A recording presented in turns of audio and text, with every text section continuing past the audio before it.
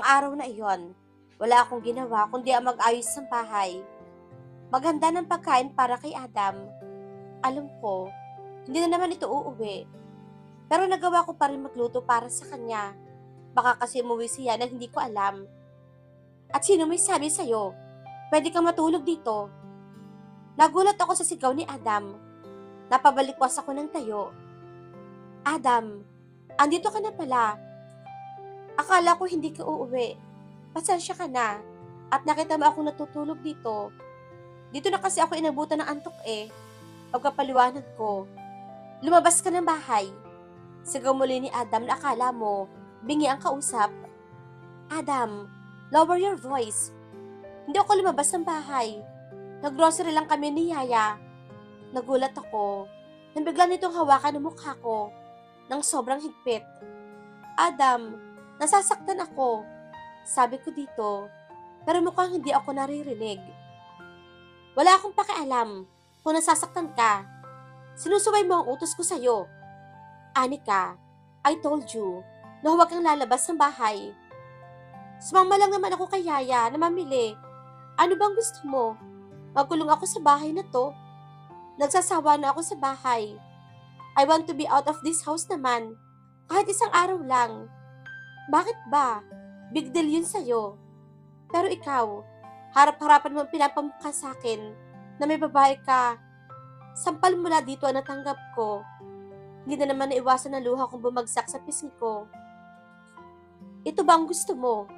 Ang laging saktan ako. Alam mo Adam, nakakasawa ka na eh. Pero I can't leave you so easily. Na kahit paulit-ulit mo akong saktan, hindi kita maiwan-iwan.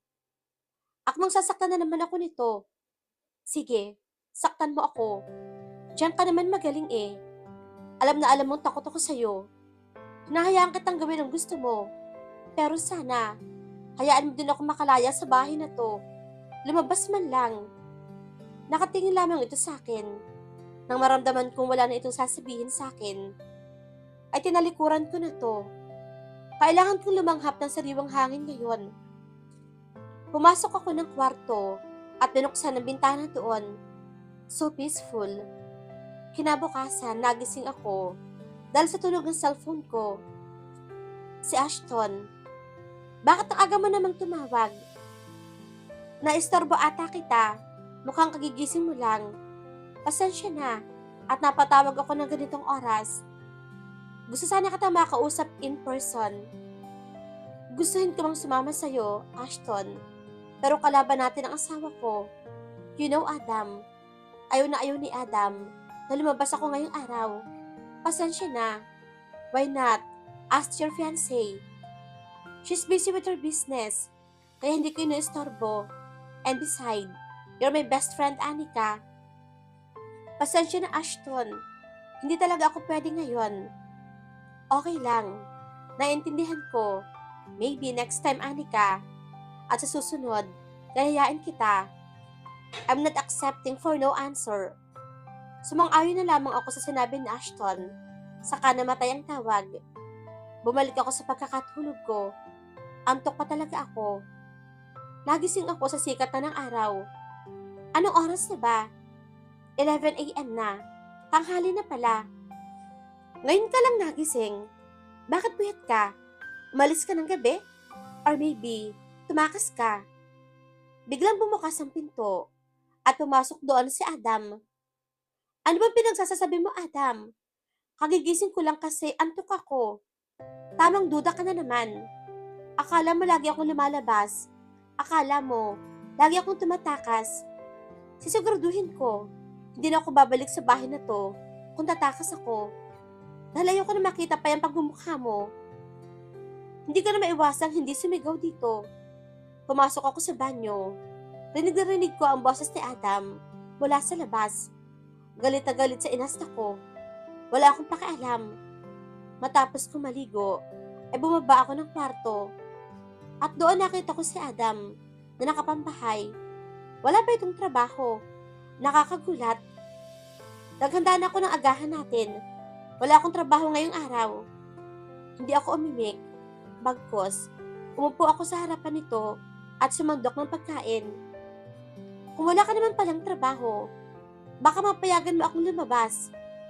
Nagulat ako nang ihampas nito ang kamay sa lamesa. Kapag hindi kita bibigyan ng permiso, hindi ka lalabas. Naintindihan mo ba? Hanggang kailan mo ba ako ikukulong dito, Adam? Kasi nakakasawa na. Lalo na yung ugali mo, kasing dumi ng utak mo. Nagulat ako nang lumapit siya sa akin at hawakan ang baba ko. What did you say? Susundin mo ba ang sinabi ko, Anika? Marahas itong binitawan ng mukha ko. Saka umalis sa harapan ko nang hindi tinatapos ang pagkain. Naglandas ang luha ko sa aking pisngi. Dahil sa sakit, pero wala akong magawa. Tinapos ko na lamang ang pagkain ko. Matapos iyon, ay nagpa siya ako magpahangin sa rooftop. Total, wala din naman akong gagawin. At ayaw ko makita si Adam ngayon. Lumanghap ako ng sariwang hangin mula dito sa itaas. Such a peace of mind talaga. I want this kind of peaceful. Hindi ko na malayan na 3 oras na pala ako nakatambay dito sa rooftop. Wala pa sana akong balak lumabas. Pero biglang pumasok si Adam na may dalang pagkain. Dinalhan kita ng merienda dito. Nakita kitang umakyat. Lumapit ito sa akin matapos ilapag ang dalang pagkain. I'm sorry sa sinabi ko kanina. Nabigla lang ako. Nagulat ako nang yakapin ako ni Adam. This is Adam. Kapag nasa mood, hinihiling ko na sana lagi na lang siyang ganito. Adam, sana pagbigyan mo ako kahit ngayong araw lang. Bigyan mo ako ng kaliyaang magsaya kahit ngayong gabi lang. Magmamakaawa ko dito habang ito ay patuloy pa rin ang pagyakap sa akin. I'm giving you permission to do whatever you want this night. Ani Adam sa akin. Adam, is it real? OMG, I can't believe it. Thank you, Adam. Wala din itong nagawa at nagpaalam si Adam ng gabing iyon dahil sa biglaan itong meeting. At siya naman pagtawag ko kay Monique. This night, I'm going to drink so much. Kahit papano, I want to have a peaceful mind. Gusto ko munang maalis si Adam sa isipan ko. Nagkita kami ni Monique sa bar kung saan kami dating tumatambay. OMG, Anika! Sinalubong ako nito ng yakap. I miss you, Anika. Wait, pasada naman? Tinakluban ko ang pasada na sa leg ko. Wag mo na lang pansinin. I want to enjoy this night with you, Monique. Maglalasing tayo. Nakangiti ko itong sinilyapan. Ramdam ko, may katanungan pa ito sa akin. Pero inaya ko nang pumasok sa bar. Bumungad sa amin ang amoy ng matapang na alak at usok ng sigarilyo. Umorder si Monique ng isang box ng beer. Wait, kaya ba natin to? Of course. Don't worry, Anika. Akong bahala sa'yo. So, cheers for you, my beloved best friend. Lumaklak ako ng alak. Buti pinayagan niya akong gawin ang gusto ko ngayon. Ewan ko ba sa'yo, Anika, kung bakit ayaw pang iwan yung asawa mo. Halata naman. Sinasaktan ka lang. Sanay na ako, Monique. Lumugok muli ako ng alak. Mahal ko eh. Nahirap na hirap akong iwan siya sa ngayon. Kaya hanggat kaya ko pa, magtitiis ako. Bilib din ako sa'yo, Anika. Ikaw na talaga. Mahal mo siya pero halata namang iba ang mahal nun. Halatang halata na sa inyong dalawa ikaw lang ang nagmamahal. Ouch, ang sakit. Tama naman si Monique. I admit naman na ako lang talaga. Ano magagawa ko? Mahal niya ay iba. Lumugok muli ako ng alak. Nagkwento pa ako ng sama ng loob kay Monique at kahit paano, nabawasan ang sakit at problema ko. Ginawa namin ng Monique ang lahat ng gusto namin ngayong gabi. Naubos namin ang box ng beer at doon lamang ako nakaramdam ng pagkahilo. Lasing ka na, Anika. Sumusuray ka na dyan. Mabuti pa, kahatid na kita. Kaya ko pa. Kakayanin ko, Monique. Kahit masakit. Umiiyak akong yumakap kay Monique. Siguro, dala ito ng alak. Umiiyak akong yumakap kay Monique habang nakapikit ang aking mata. Kaya di ko na malayan. Inaakin na pala niya ako palabas ng bar. lasing na ako at ramdam ko iyon. Hanggang sa may sakay ako sa kotse at ito na ang nagmaneho. Nakapikit ang aking mga mata at pinapakaramdaman ang ginagawa ni Monique. Minto ang sasakyan. Siguro, andito na kami sa bahay. Andito na naman ako sa bahay. Welcome hell again. Hindi ko alam kung bakit nasabi ko iyon. Ang alam ko, lasing ako at hilong-hilo na. What happened to her? Boses iyon ni Adam. Nag-alala ba ito? Ikaw na bahala sa kanya. And this time, Adam, don't hurt her. Maawa ka naman sa kaibigan ko. She's a human. May puso din siya. Sana nakakaintindi ka ng salitang awa. I heard Monique protecting me against Adam. Ibinigay ako ni Monique kay Adam. Kaya nasibisig na ako ni Adam. Malisa si Monique. Matapos paalalahanan si Adam. Bakit ka uminom? Yun ang narinig kong sabi ni Adam. Don't hurt me, Adam, please. That's the last word na nasabi ko dito. Dahil hindi ko na kaya ang antok. Hanggang sa nakatulog na ako. Nakahiga lamang si Anika sa kama. Habang nakatingin dito sa Adam, di alam ni Anika kung ano ang ginagawa niya. Ang sakit. My God. Kailan ba matatapos to? Lasing na sambit ni Anika na agad namang tumakbo papunta sa banyo at doon sumuka ng sumuka. Sinundan naman siya ni Adam na may dalang tubig. Ito ba ang gusto mo? Ang malasing. Nilungon ito ni Anika saka inabot ang tubig. Binigyan mo ako ng permisong lumabas at gawin ang gusto ko. So don't ask me that question. Minom naman ako ng tubig. Saka tumayo. Matutumba na sana ako pero nakasunod sa kanya si Adam. Let me carry you. Hindi naman siya umangal at hinayaan ang asawa na bahatin siya papuntang kama. Adam, can we share bed tonight? Halos malaki ang mata ng asawa nito sa sinabi. What did you say? You know what I said. Simula nang ikasal tayo, hindi na tayo nag-honeymoon because you don't like to touch me, even kiss me. You will only kiss me in front of our parents. You didn't like to kiss me kapag wala sila. I'm ready to give myself to him. He's my husband. And he has a right to have me. You're drunk, Anika. Ani Adam. And so, I don't care if I'm drunk. Ano bang pakiramdam habang ginagawa niyo ni Miranda iyon sa mismong bahay natin? Don't push me, Anika. Kanina pa ako nagtitimpi sa'yo. Then, do it. I'm ready, Adam.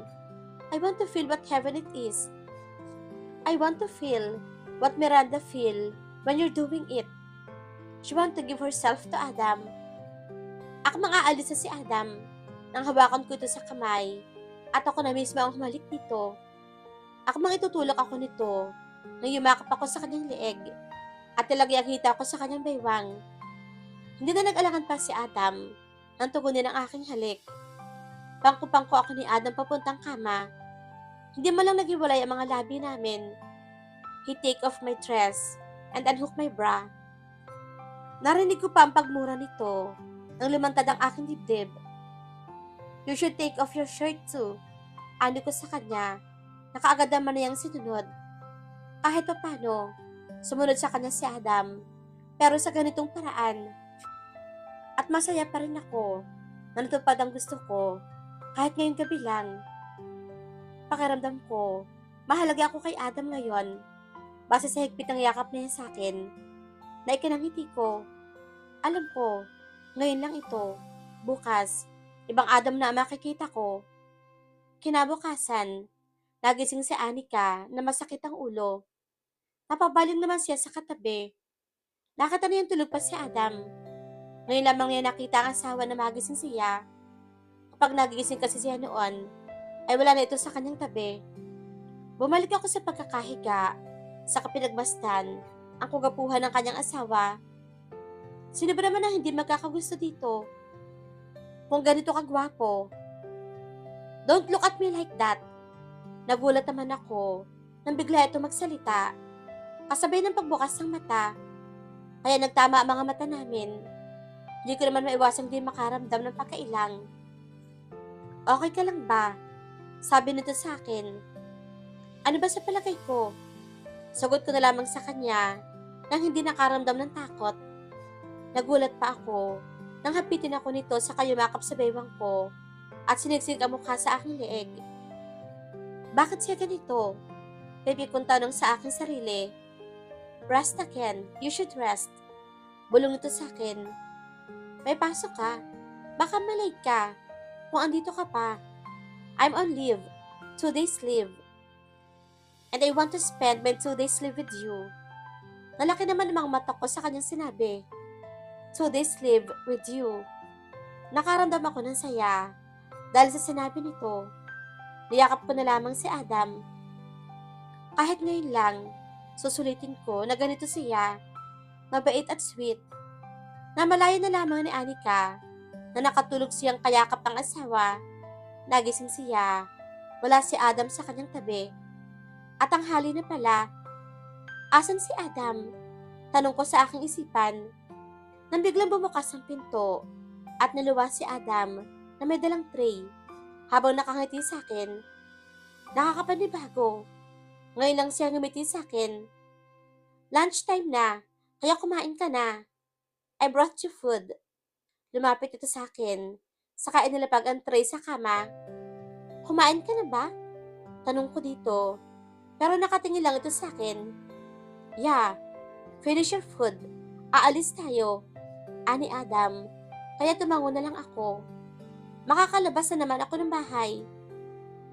Hinayaan ko na lamang na nakatingin sa akin si Adam. Ngayon lang ito, at ngayon lang ako nakaramdam ng saya dahil ganito si Adam. Matapos kong kumain, naligo ako. Matapos maligo, lumabas ako ng banyo at nagsuot ng floral dress. Sakto naman, tapos ako magbihis na bumukas ang pinto at bumungad sa kanya si Adam. Let's go. Kumapit ako sa braso nito. Na kung dati, ayaw na ayaw niyang kumakapit ako sa kanya. Ngayon, ibang Adam ang kasama ko. At masaya ako sa Adam na kasama ko ngayon. Saka ko nahaharapin ang tunay na Adam. Saan tayo pupunta? Tanong ko na makasakay kami sa kotse. Kung saan hindi mo pa napupuntahan, sabi nito, saka pinaandar ang kotse. Nasa gitna na kami ng biyahe nang tumunog ang cellphone nito. Nakita ko naman ang caller. It was Miranda. Iniibas ko ang paningin ko doon at itanoon na lamang sa labas ang aking paningin. Ayoko marinig ang kanilang pag-uusap. I'm on leave. Yeah, 2 days leave. Of course not. You should rest too. I'm busy today. Bye. Yun lang ang narinig ko na sinabi ni Adam. Saka tumuo ng atensyon sa pagmamaneho. Halos kalahating oras din ang biyahe namin. We're here. Ano nito? Kaya napatingin ako sa labas. Hindi ko alam kung saan ba kami naroon. Masyadong maganda ang lugar. Pinagbuksan naman ako ng pinto ni Adam. Saka ako kumapit sa kanyang kamay. Nasaan tayo? Hindi ko maiwasang hindi magtanong dito. Lemuria Gourmet Restaurant. Isa ito sa pinakamagandang restaurant dito sa Quezon City. Let's go. Tumango naman ako dito. Saka kumapit sa braso. Napangiti naman ako. Nambalingan ako nito habang may ngiti sa labi. Ang saya sa pakiramdam na iba ngayon sa Adam. Pagpasok namin sa loob, as in wow. You have a reservation, sir? Tanong ng isang staff sa amin. Yes, Adam Archer. Sambit naman ni Adam. This way, sir and ma'am. Igiriya naman kami papasok sa loob. As in wow, ang ganda. Ang romantic ng lugar. This is our menu, ma'am, sir. Tumango naman ako. At iginiya ako ni Adam na maupo. Kinuha ko naman ang menu dito. Pati pagkain. Ang gaganda. 1 baked Norwegian salmon and 1 steak and pasta. Si Adam ang samugot noon. For your appetizer, ma'am? Napatingin naman ako sa appetizer. Wala akong gusto. Ah, your best seller na lang ang orderan ko. Tangi kong nasabi, how about your drink, ma'am? One wine. Si Adam ang sumagot noon. Tumango naman ang waiter, saka umalis. Napatingin naman ako kay Adam, na siya palang nakatingin sa akin. Something wrong? Sabi ko. Are you happy? Tanong nito sa akin. I'm happy. Mas gusto ko ang Adam na kasama ko ngayon. I have a favor, Adam. Tumingin naman ito sa akin. What is it? Please, sana. Sa 2 araw na leave mo, ay ilaan mo sa akin ang leave mo. Gusto ko sana itong Adam na kasama ko ngayon, na sweet sa akin. At sana sa 2nd araw, ganito ka pa rin. Ngayon lamang ako humihiling sa'yo, Adam. Sana pagbigyan mo ako. Alright, I'll do what you said. Napangiti naman ako sa kanyang sagot. Kung pwede lang sana, hilingin sa kanya na ganito na lang siya.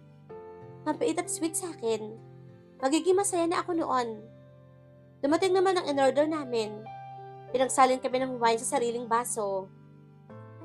At hindi ko inaasahan na may pa-romantic song para sa amin. Ngayon ko lamang na-experience ito, kasama ang lalaking mahal ko. 3 months ago, hindi kami lumalabas si Adam, na kaming 2 lang.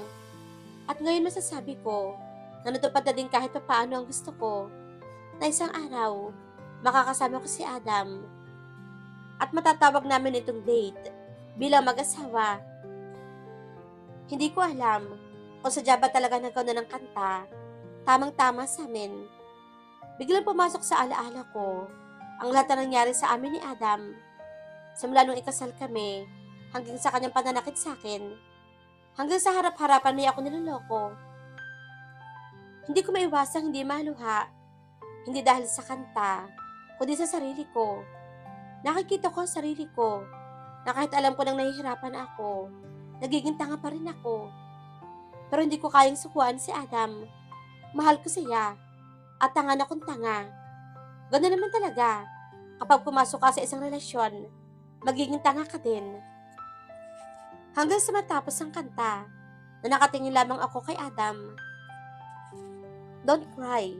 I'm sorry for being heartless husband to you. I really want to love you, Anika, but I can't. I don't know why. I can't love you because I love Miranda. Pinunasan naman ito ang luha ko. Hindi mo ba ako kayang mahalin, Adam? Ako na lang. Ako na lang kasi wag na si Miranda. Ako ang asawa mo. Ako na lang ang mahalin mo. I was begging to him to love me. Hindi ko matuturuan ang puso ko na mahalin ka. Alam ko sa sarili ko kung sino ang mahal ko at hindi ikaw iyon. Parang dinudurog ang puso ko sa kanyang sinabi. Alam ko, hindi mo ko kayang mahalin. Pero sana gawin mo ang pabor na hinihiling ko sa'yo. Kahit 2 days lang, maging masaya lang ako na kasama ka. Okay na ako. Please, walang Miranda sa puso mo, kundi ako lang. Kahit pa sa 2 days sa ilalaan mo sa akin, tayong 2 lang sana. At sa 2 araw na iyon, sana maramdaman ko na maging masaya ako kahit minsan lang.